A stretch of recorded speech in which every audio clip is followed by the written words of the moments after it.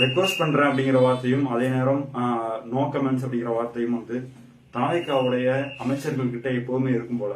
குறிப்பா ரெக்வஸ்ட் பண்றேன் அப்படிங்கிற வார்த்தையை வந்து பள்ளிக்கல்வித்துறை அமைச்சர் வந்து சொல்லியிருப்பாங்க. அவர் என்ன சொல்லுவாரு அப்படின்னா, தமிழ் தாய் வாழ்த்து அப்படிங்கிற விஷயத்தை பத்தி நிருபர்கள் கேட்கும்போது, குறிப்பா தமிழ் தாய் வாழ்த்து வந்து ஏன் 3ஆவதா வந்து பாடுனீங்க அப்படின்னு சொல்லி கேட்கும்போது அவர் என்ன சொல்லுவாரு, நான் வந்து ரெக்வஸ்ட் பண்ணேன், இப்ப வேணா நீங்க கேட்டு பாருங்க அப்படின்னு சொல்லி சொல்லியிருப்பாப்ல.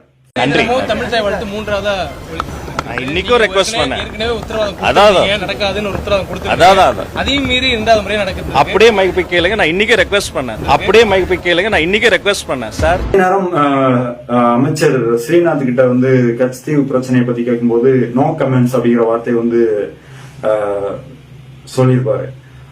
சார், இதுக்கு முன்பாக இருந்த அரசுகள் பாத்தீங்கன்னா கச்சத்தீவை மீட்போம் அப்படின்றத தொடர்ச்சியா சொல்லியிருந்தாங்க. ஆனா எதுவுமே நிறைவேற்ற. இந்த அரசு என்ன மாதிரியான செயல்பாட்டுல இருக்க அதை பத்தி இப்ப பேச முடியாது. No comments. அப்புறம் நீங்க கவனிச்சீங்க அப்படின்னா, இப்போ இந்த திருவள்ளுவருக்கு வந்து காவி சாயம் பூசினதை பத்தி நீங்க என்ன நினைக்கிறீங்க அப்படின்னு சொல்லி அமைச்சர் ஸ்ரீநாத் கிட்ட கேட்கும்போது அதுக்கும் அவர் என்ன சொல்லியிருப்பாரு, நான் இதை பத்தி இப்ப பேச வேண்டாம் அப்படின்னு இருப்பாரு. இதை பத்தி இப்ப பேச வேண்டாம் அப்படிங்கிறதுக்கான அர்த்தம் என்னன்னா நோ கமெண்ட்ஸ் அப்படிங்கிறது தான். கவர்னர் மாளிகையில் திருவள்ளுவர் சிலைக்கு வந்து காவி ஒரு பிரச்சனை சர்ச்சை ஏற்படுத்தியிருக்கு. அதை பற்றி இப்ப பேச வேணாம், அப்புறமா பேசலாம்.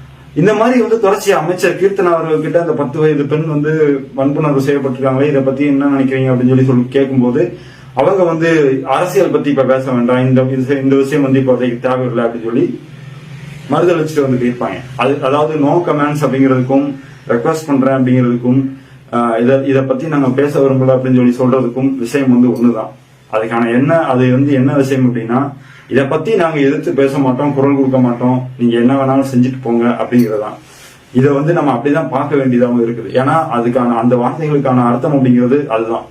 நோ கமெண்ட்ஸ் அப்படின்னா நாங்க கண்டனத்தை வந்து பதிவு செய்யறோம் அப்படின்னு சொல்லி சொல்லாம அவங்க வந்து என்ன சொல்லிட்டு போறாங்க, நோ கமெண்ட்ஸ் அப்படின்னு சொல்லி சொல்லிட்டு போறாங்க. வன்மையான கண்டிக்கிறோம், வன்மையாக நாங்க வந்து இதை எதிர்த்து நாங்க சண்டை போடுவோம் அப்படின்னு சொல்லி அவங்க எந்த இடத்துலயும் வந்து பேசல.